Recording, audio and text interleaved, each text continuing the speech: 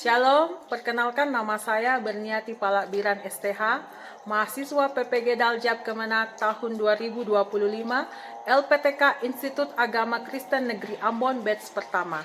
Saat ini saya akan memperlihatkan video pembelajaran saya di kelas mata pelajaran Pendidikan Agama Kristen dan Budi Pekerti fase F dengan tema Teologi Ekologi. Selamat menyaksikan.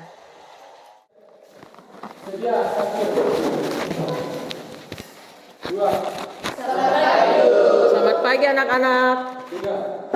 Oke, shalom, selamat pagi.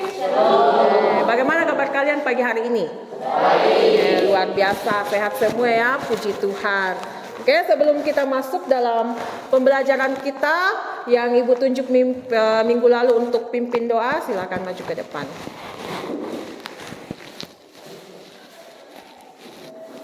Teman-teman, sebelum kita mulai pelajaran kita, mari kita berdoa. Ya Tuhan, Bapa kami yang di surga, terima kasih karena Engkau telah mengumpulkan kami kembali di tempat ini dengan penuh keadaan selamat.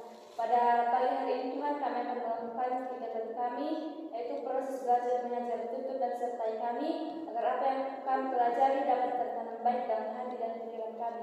Berkati juga ibu guru yang akan mengajar kami. Doa yang hamba dan anak Yesus Kristus kami sudah berdoa. Amin. Amin. Terima kasih Dini. Nah, anak-anakku, kita mengucap syukur pagi hari ini Tuhan Yesus baik di dalam kehidupan kita. Kita mau menyanyi dari PKJ nomor 168 ayat 1 sampai ayatnya yang ketiga.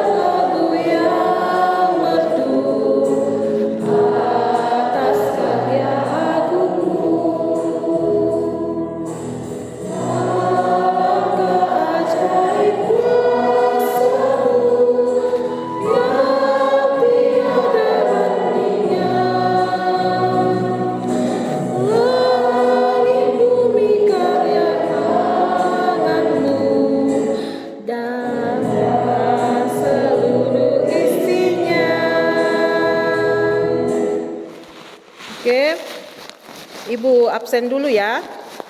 Silakan dengar namanya baik-baik. Alfrianto Avandi. Santi. Oke. Nah, anak-anakku sekalian, Ibu mau tanya dulu. Siapa di sini yang punya pengalaman tentang di lingkungan sekitarnya, pengalaman yang tidak baik tentang lingkungan di sekitarnya? Mungkinkah itu masalah-masalah lingkungan, mungkinkah di rumahmu, di manakah ada? Ada yang punya masalah? Oke, silakan Revlin. Terima kasih. Jadi pengalaman saya itu di lingkungan sekitar saya, itu banyak sampah-sampah plastik yang berserakan di jalan sama sungai. Jadi kalau saya lewat itu ke sana Bu, kayak sedih saya rasa. Itu sampah-sampah plastik mencemari alam. Bahkan ada hewan-hewan yang saya lihat itu terperangkap di Oke, terima kasih Revlin ya.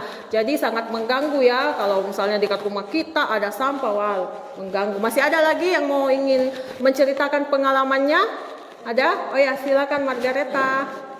Pengalaman saya waktu masih SMP, kami pernah melakukan bersih-bersih di lingkungan sekolah, dan pada saat itu teman-teman saya banyak yang membuang sampah secara sembarangan, dan itu membuat lingkungan sekitar itu sangat kotor. Saya merasa kegiatan bersih-bersih itu sangat penting agar kita sehat dan juga bersih. Oke, terima kasih ya, betul sekali. Kalau alam kita sehat, lingkungan kita sehat, ya pasti itu juga mempengaruhi kehidupan kita. Nah, supaya kita lebih fokus lagi untuk belajar pagi hari ini, supaya kita semangat, ayo kita tepuk fokus dulu ya. Tepuk fokus. Dilihat, didengar, dipahami, fokus. Oke, tepuk tangan dulu. Hari ini kita akan masuk ke dalam materi yang baru, yaitu tentang teologi ekologi. Nah, tujuan pembelajaran dari teologi ekologi ini adalah peserta didik atau kalian mampu untuk menganalisis peran manusia dalam menjaga lingkungan berdasarkan narasi Alkitab. Jadi kira-kira apa fakta atau apa yang Alkitab katakan untuk peran kita untuk menjaga lingkungan. Kemudian yang kedua, peserta didik mampu menunjukkan sikap peduli terhadap lingkungan sebagai bagian dari iman Kristen. Yang ketiga, peserta didik mampu menyampaikan solusi Kristiani terhadap isu krisis lingkungan. Nanti di poin kedua bahkan ketiga ini lebih kepada diskusi kelompok. Bagaimana setiap anak-anakku sekalian punya solusi untuk mengatasi isu-isu krisis di dalam lingkungan di sekitar kita. Oke, Ibu ada pertanyaan. Yang pertama, mengapa bumi yang diciptakan baik oleh Tuhan kini mengalami kerusakan lingkungan yang parah? Ada yang bisa jawab? Mengapa bumi yang diciptakan baik oleh Tuhan mengalami kerusakan lingkungan yang parah? Oke, silakan Jihan. Karena bumi yang awalnya diciptakan Tuhan kini mengalami kerusakan lingkungan karena dosa manusia yang serakah dan tidak peduli. Oke, terima kasih ya, betul sekali ya. Awalnya Tuhan itu ciptakan dunia ini baik. Waktu Tuhan menciptakan dunia ini, bumi ini dari hari pertama sampai hari ke-6 Tuhan mengatakan semua baik. Tetapi oleh karena dosa manusia maka bumi ini rusak. Bukan hanya manusia saja tetapi alam di sekitar kita. Oke, yang kedua. Apa hubungan antara iman Kristen dengan tanggung jawab terhadap alam ciptaan Tuhan? Kira-kira apa ya hubungannya iman Kristen dengan tanggung jawab terhadap alam semesta atau alam ciptaan? Ada yang bisa? Oke, silakan Dini. Baik, menurut saya iman Kristen mengajarkan kita untuk menjaga dan mengelola serta merawat ciptaan Tuhan, dan itu sebagai bagian dari iman kita. Ya, betul sekali. Jadi tanggung jawab kita ini ciptaan Tuhan ya, kita harus merawat ciptaan yang Tuhan berikan kepada kita. Oke, kemudian yang ketiga, sebagai murid Kristus. Nah, kita ini kan muridnya Kristus. Di masa kini, tindakan nyata apa yang akan kamu lakukan dalam menghadapi krisis lingkungan di sekitarmu? Kira-kira tindakan nyata apa? Oke, silakan Desi. Tindakan yang akan kita lakukan adalah mengurangi penggunaan plastik sekali pakai, membuang sampah pada tempatnya, dan menanam pohon. Ya, betul sekali Desi. Jadi kalau kalian mungkin pergi belanja ke supermarket seperti Alfa, mending kita bawa kantong dari rumah sendiri. Jangan hambur-hambur lagi supaya itu menghemat dan juga untuk menjaga alam yang Tuhan ciptakan. Oke, Ibu jelaskan sedikit apa itu teologi ekologi. Jadi teologi ekologi ini adalah cabang dari teologi Kristen yang mempelajari hubungan antara Allah, manusia, dan juga alam ciptaannya. Jadi semuanya berhubungan antara Allah, manusia, kita sebagai pengelola, dan juga alam ciptaan yang Tuhan percayakan kepada kita. Nah, jadi kita sebagai orang Kristen, kita diberikan mandat untuk mengelola alam ciptaan Tuhan. Mengelolanya itu bagaimana? Bukan merusak, bukan semena-mena, oh saya mau misalnya yang punya tambang, saya mau gali itu tambang, pokoknya saya mau sesuka hati saya. Tidak. Tetapi Tuhan kita itu harus bertindak secara bijaksana untuk mengelola alam ini, supaya ekosistem yang ada di alam ini, lingkungan yang ada di alam ini bisa seimbang ya. Jadi kita tidak boleh menjadi orang yang serakah, tetapi kita harus menjaga, memelihara alam ciptaan Tuhan. Karena kalau kita melestarikan alam ciptaan Tuhan, lingkungan kita, itu artinya kita menghormati karya ciptaannya Tuhan. Jadi bukan hanya hubungan manusia dengan manusia, tetapi kita sebagai anak-anak Tuhan juga punya hubungan dengan alam. Apa hubungannya kita? Kita sebagai manusia harus mengelola alam ciptaan Tuhan ini dengan baik, merawat alam ciptaan Tuhan dengan baik. Seperti tadi ada yang katakan contohnya, jangan membuang sampah sembarangan. Nah, itu adalah salah satu contohnya. Nah, jadi teologi ekologi ini mengajarkan kepada kita untuk memiliki tanggung jawab penuh untuk menjaga dan merawat ciptaannya Tuhan.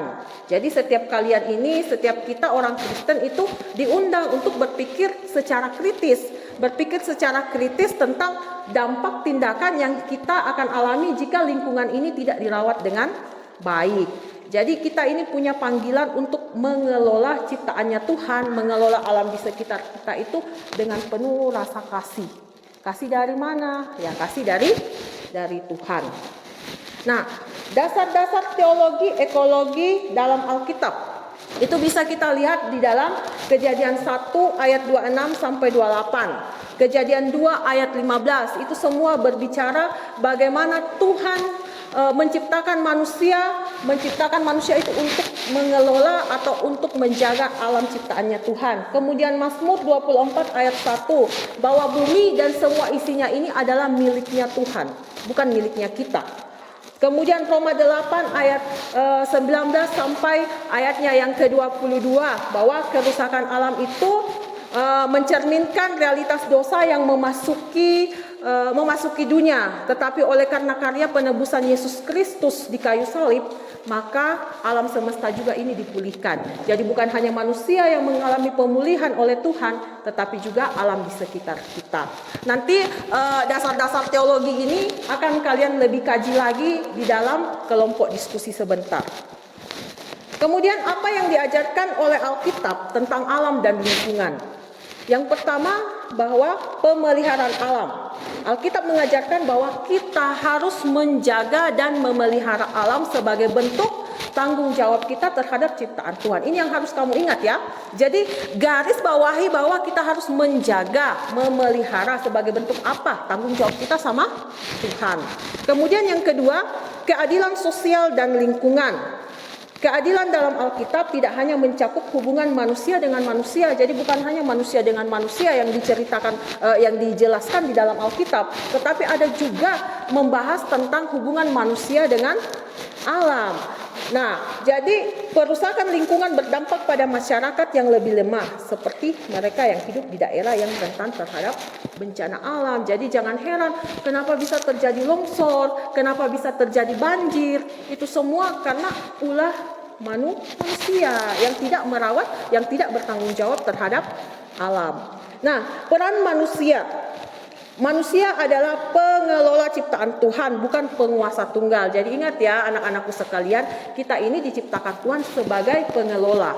Jadi jangan semau-mau kita, saya mau buang sampah sembarangan, terserah saya, tidak. Tetapi kita diutus oleh Tuhan sebagai pengelola. Jadi tugas kita adalah bekerja bersama alam, bukan mengeksploitasi alam untuk kepentingan pribadi. Jadi jangan mau-maunya kita, mau gali tambang seenak kita, mau gali, tapi kita harus bertindak menjadi orang yang bijaksana. Sampai di sini ada yang ingin bertanya sehubungan tadi apa yang Ibu jelaskan tentang teologi ekologi? Ada yang mau bertanya? Oh ya, silakan. Kalau merusak lingkungan begitu ya, tidak merawat alam. Ya termasuk, karena kalau kamu tidak melakukan apa yang Tuhan perintahkan di dalam Kejadian pasal 1 ayat 26 atau Kejadian 2 ayat 15, kamu tidak merawat alam, ya itu termasuk di dalam dosa, itu termasuk dosa karena kamu melanggar apa yang Tuhan perintahkan.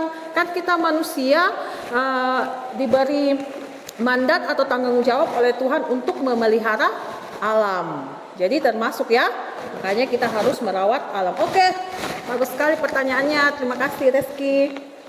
Oke, Ibu akan perlihatkan sebuah video. Kamu simak baik-baik video ini dan nanti kamu akan identifikasi apa masalah pokok dari video tersebut. Krisis lingkungan. Hal inilah sedang terjadi di lingkungan kita. Krisis lingkungan terjadi karena aktivitas manusia sehari-hari yang berdampak pada kerusakan lingkungan. Misalnya, membuang sampah dan limbah sembarangan, penebangan pohon, dan pembakaran hutan secara liar guna pembukaan lahan perkebunan.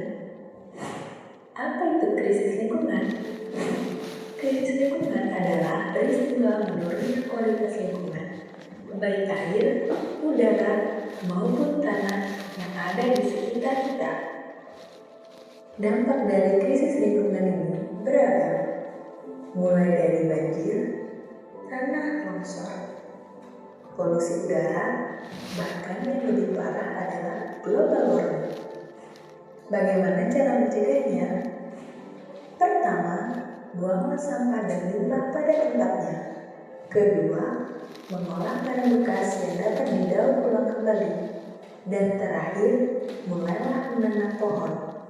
Dimulai dari hal kecil, mari kita selamatkan bumi kita. Dari video tersebut tadi, Ibu ada pertanyaan, bagaimana seharusnya orang Kristen bersikap terhadap kerusakan lingkungan? Bagaimana sikap kita sebagai orang Kristen terhadap kerusakan lingkungan? Kira-kira bagaimana? Oh ya, Pandi, silakan Pandi. Jadi teladan dan bergerak kepedulian lingkungan di masyarakat, bertobat dari sikap serakah dan gaya hidup yang merusak. Oke, ya itu ya sikapnya kita yang dikemukakan oleh Pandi. Oke, siapa lagi? Oh ya, silakan Febrianto. Sebagai orang Kristen menyadari bahwa bumi adalah Ya, betul. Jadi harus kita sadar ya, kita sebagai orang Kristen bahwa bumi ini miliknya Tuhan. Kita tidak boleh serakah, kita tidak boleh seenaknya saja mau gali ini, mau lakukan ini. Kita punya tugas dan tanggung jawab untuk mengelola dan menjaga alam ciptaan Tuhan. Nah, kemudian dari video tersebut tadi, kira-kira siapa yang bisa identifikasi apa masalah pokok dari video tersebut sehingga terjadi krisis lingkungan? Oke, silakan Noto nanti Jihan ya. Noto dulu. Jadi yang saya simak dari video tersebut adalah bagaimana kerusakan lingkungan itu diakibatkan oleh keserakahan manusia. Sekian dari saya. Oke, silakan Jihan. Ya betul ya. Yang saya simak dari video itu menemukan pohon sembarangan dan pembakaran hutan.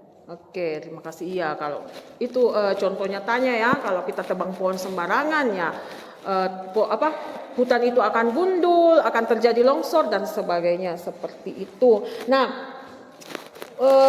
agar kalian lebih lagi memahami tentang lingkungan, tentang teologi ekologi ini, Ibu akan memberikan KPD buat kalian di dalam kelompok masing-masing yang sudah Ibu bagi. Nah, di dalam sini kalian akan membuat sebuah karya nyata. Apa kira-kira ya yang akan saya buat supaya untuk mengatasi kerusakan lingkungan. Kemudian akan buat poster juga untuk ajak orang lain supaya sadar akan lingkungan. Kemudian ada kajian-kajian Alkitab. Oke, ada Alkitabnya semua? Oke, yang tidak ada Alkitab silakan buka Alkitab di HP-nya bisa. Jadi ini ya. Kemudian sebelum dikerjakan ingat dibaca dulu langkah-langkahnya. Jika ada yang tidak dimengerti bisa ditanyakan sama Ibu. Oke.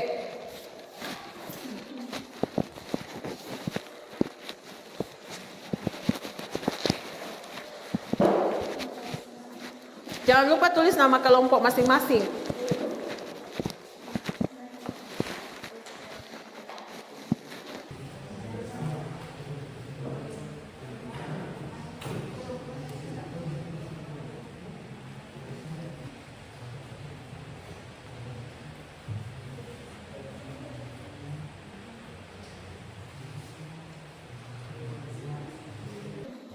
Oke, kita akan diskusi kelompok. Oke, silakan kelompok 3 maju ke depan perwakilannya untuk menampilkan hasil diskusinya. Silakan.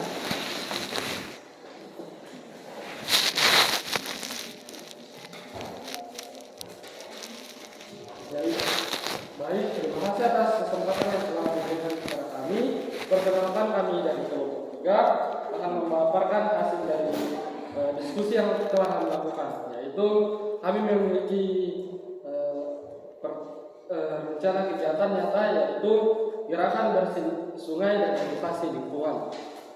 Tujuan dari itu adalah menjaga keutuhan ciptaan melalui kegiatan bersih-bersih di sungai dan memberikan edukasi kepada masyarakat tentang pentingnya menjaga lingkungan. Adapun langkah-langkah kegiatan yang akan kami lakukan lakukan, yaitu yang pertama mengadakan kegiatan bersih sungai bersama warga dan siswa di sekitar lingkungan sekolah ataupun gereja.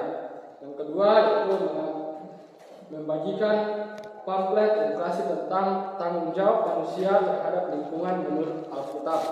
Dan yang ketiga yaitu mengajak masyarakat untuk memilah sampah dan tidak membuang sampah sembarangan. Adapun waktu pelaksanaan kegiatan yaitu Senin 12 Mei 2025, tempat bantaran Sungai Ordua. Yang kedua yaitu pesan utama dari ayat Alkitab, yaitu bahwa manusia diciptakan untuk menjadi wakil Allah dalam memelihara ciptaannya. Bumi ini adalah milik Tuhan dan manusia bertanggung jawab untuk menjaga dan merawatnya, bukan merusaknya. Tanggung jawab manusia adalah untuk mengusahakan dan memelihara ciptaan. Kejadian 2 ayat 15. Bertindak sebagai pengelola atau steward, bukan pemilik.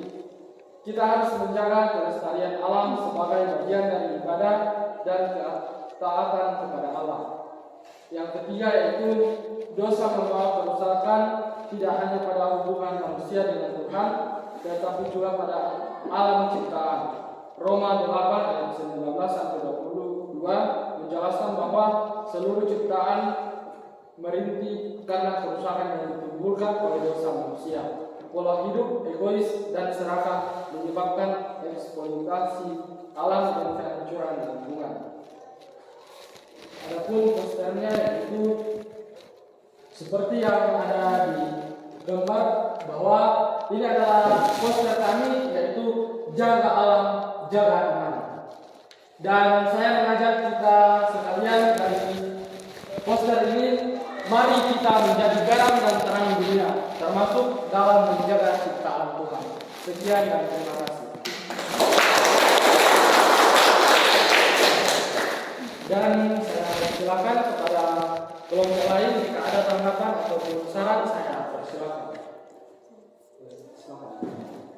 Baik, terima kasih atas kesempatan yang telah diberikan kepada kelompok kami untuk memberikan tanggapan itu. Kami sangat mengapresiasi ide dari kelompok 3 yang merencanakan kegiatan sungai bersama membersihkan sungai bersama warga.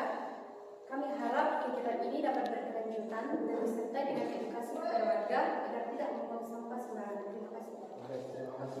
Jika ada tanggapan lain dari kelompok lain, saya persilakan. Jadi mungkin jika tidak ada tanggapan lain, saya tutup diskusi kita pada hari ini. Sekian dan terima kasih. Oke, beri tepuk tangan. Oke, terima kasih ya. Jadi saya sangat menghargai diskusi dari kelompok kalian masing-masing, kelompok 1, kelompok 2, dan kelompok 3. Jadi kalian telah dengan baik mengidentifikasi berbagai masalah lingkungan yang kita hadapi seperti pencemaran, kerusakan ekosistem, dan juga pemanasan global. Jadi sebagai orang Kristen penting yang harus kita ingat bahwa kerusakan lingkungan itu bukan hanya masalah teknis, masalah sosial, tetapi lebih kepada masalah rohani. Kita sebagai orang Kristen memiliki tanggung jawab moral dan juga teologis untuk merawat dan menjaga alam di sekitar kita. Tadi kalian sudah bahas masing-masing di dalam kelompoknya tentang kajian teologis, bagaimana di dalam Alkitab itu ada dasar-dasar teologis tentang tentang bagaimana merawat alam. Misalnya di dalam Mazmur 24 ayat 1. Karena Tuhan itu yang menciptakan dunia ini dan isinya, ya kita harus punya tugas itu, bertanggung jawab mengelolanya dengan baik. Kita bukan pemilik.